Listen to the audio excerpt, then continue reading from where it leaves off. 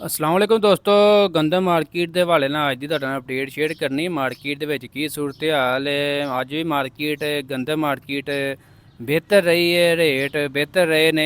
जिस तरह कि तुहाडे नाल कल शेयर किया कि मार्केट दे विच मजीद जिहड़ी है यानी कि तेज़ी देखने को मिली है, तो अज भी तकरीबन तेज़ी बरकरार है। तो स्टाक आ रहा है मार्केट दे विच। फिलहाल तुहानूं पता ही है गंदम ਜ਼ਿਮੀਂਦਾਰਾਂ ने कटाई कर कुर ਲਈ है। कई ਜ਼ਿਮੀਂਦਾਰਾਂ ने अपने कोल ਸਾਂਭੀ है, लेकिन कई ਜਿਹੜੇ ਨੇ ਜ਼ਰੂਰਤ ਦੇ ਤਹਿਤ ਭਾਈ ਮਾਰਕੀਟ ਦੇ ਵਿੱਚ ਲੈ ਕੇ ਆ ਰਹੇ ਨੇ, ਸੇਲ ਕਰ ਰਹੇ ਨੇ।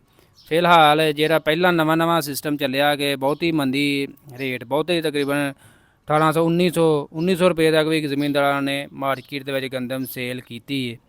ਤੇ ਫਿਲਹਾਲ ਤੁਹਾਨੂੰ ਪਤਾ ਰੇਟ ਇਹ ਨਹੀਂ ਕਹਿ ਸਕਦੇ ਕਿ ਬਹੁਤਾ ਹੀ ਰੂਜ ਤੇ ਹੈ। ਫਿਲਹਾਲ ਬਿਹਤਰ ਹੈ ਰੇਟ ਜੋ ਸੂਰਤ ਹਾਲ ਨਜ਼ਰ ਆ ਰਹੀ ਸੀਗੀ ਇਸ ਸਾਲ ਦੇ ਵਿੱਚ।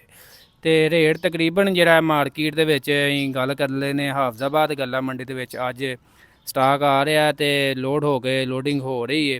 ਤੇ ਤਕਰੀਬਨ 2250 ਰੁਪਏ ਤੋਂ ਲੈ ਕੇ 2320 ਰੁਪਏ ਤੱਕ ਜਿਹੜੀ ਹੈ ਹਾਫਜ਼ਾਬਾਦ ਗੱਲਾ ਮੰਡੀ ਦੇ ਵਿੱਚ ਗੰਦਮ ਸੇਲ ਹੋ ਰਹੀ ਹੈ ਫੀ ਮਣ 40 ਕਿਲੋਗ੍ਰਾਮ ਦੇ ਹਿਸਾਬ ਨਾਲ।